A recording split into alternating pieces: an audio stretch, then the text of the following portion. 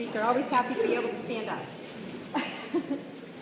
So, like I said, I have a little bit of a story to tell you. We've heard a lot around here lately about the possibility of a state shutdown, and hopefully we've actually sort of put that behind us, and we may not be looking at that possibility. But I want to take you back to the days before the last state shutdown, when Governor McKernan was in office. Back in '92, Governor McKernan was willing to go to the mat for a cause that he believed in. Our workers' compensation system at that time was a complete mess. We had the most expensive system in the entire country. It was horrible for our business climate. Governor McKernan actually allowed this state to go into shutdown mode because he believed so strongly that this system needed reform. So while the state was shut down, he negotiated in good faith and came to a compromise. And that was the system that we lived under for 20 years, until last year with the passage of LD 1913. While the ink was still drying on 1913, this new bill was written. The only problem with Governor McKernan's bill, the biggest issue, was that it was flawed. And he knew that that flaw lay in Section 213, which is the part of the law that deals with partial incapacity. Fast forward 20 years. Former Governor McKernan and the new director of the Workers' Comp Board, Director Paul Signolfi, meet up for the first time since Director Signolfi's appointment. While he's still shaking his hand, Mr. Speaker, former Governor McKernan says to Director Signolfi, "What are you going to do about Section 213? He knew that that section, which had stayed law for 20 years, needed to be changed. And so we worked on it, and we changed it. And we came to the bipartisan compromise that was agreed upon in the second year of the 125th legislature. So I'm a little bit disappointed that we had to deal with this issue all over again. Here we are with what is almost a complete rollback to the days before that state shutdown of '92. This bill has three parts, and two of the three would add significant cost and litigation to our system, while doing absolutely nothing to help get employees well and back to work. While we made some improvements last year, this new bill, LD 443, the one before you now, would attempt to repeal large parts of that reform just a few months after they went into effect. I think it's important to note that this bill leaves intact the weekly increase of nearly $80 per week for injured workers, which was included in LD 1913 in the last legislature. What it takes out is the section that encouraged employees to return to work and may have generated cost savings to our system. Again, this law is so new that we don't even know what savings are going to be realized. We haven't even had a chance. Why is this important? Because workers' compensation insurance is a cost borne by all employers, and it is therefore inextricably linked to jobs. Higher costs for workers' compensation means fewer jobs for the people of Maine. Have we not heard this clearly from our constituents? Is that not their highest priority?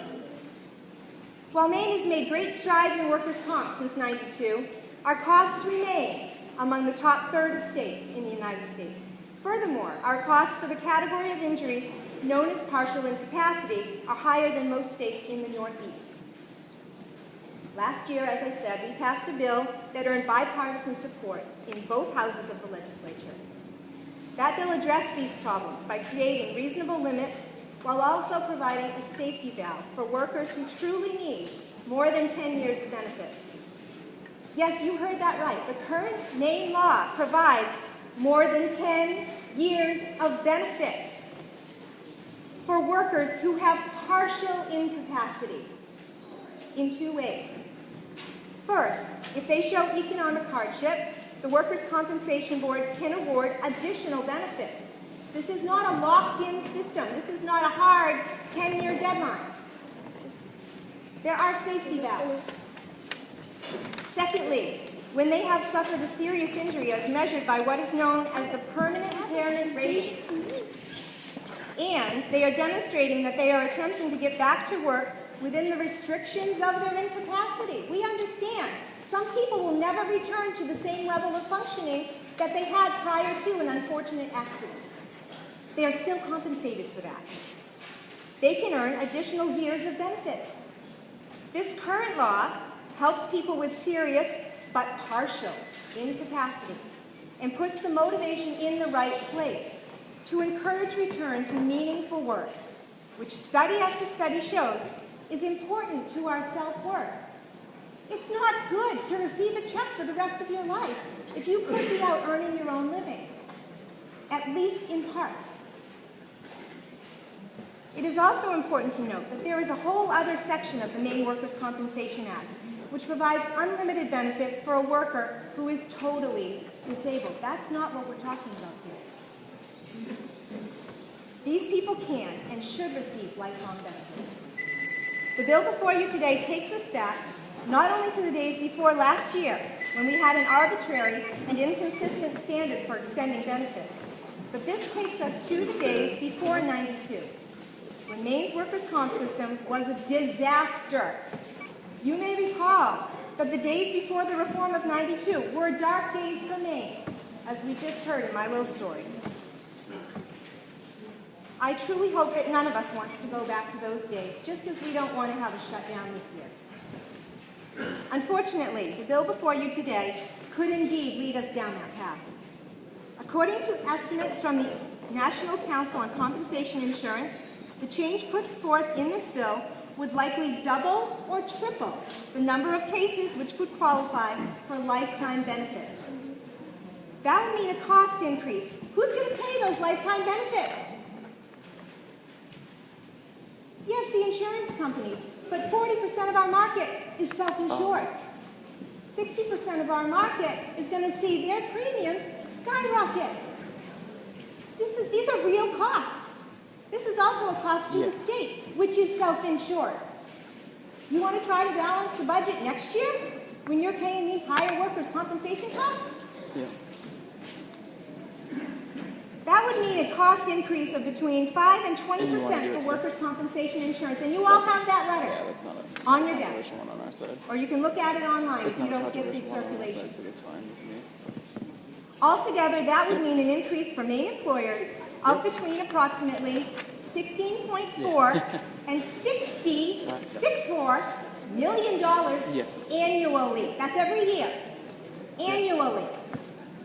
Included in those figures would be some information which might be important to my good colleagues on the Appropriations Committee. Just as I said a minute ago, estimates indicate that this bill would increase costs by between $450,000 and nearly $2 million annually to the state's cost for providing workers' compensation to its employees. How much did it cost for us to give the small increases that we were able to give to our state workers? How much more difficult would that be with these increased costs? Obviously, that would be even more than biennial. I've heard those who would seek to discredit these estimated cost increases. But I would caution you that NCCI, which the letter is on your desk, performs these kinds of evaluations for 38 states in the United States, and the Maine Bureau of Insurance relies on this data for the annual filing of rates in Maine. Make no mistake, a vote for this bill is a vote for its significantly higher costs for workers' compensation insurance in Maine. Neither Maine employers nor Maine employees can afford this reckless bill. And Mr. Speaker, I would request a roll call, please.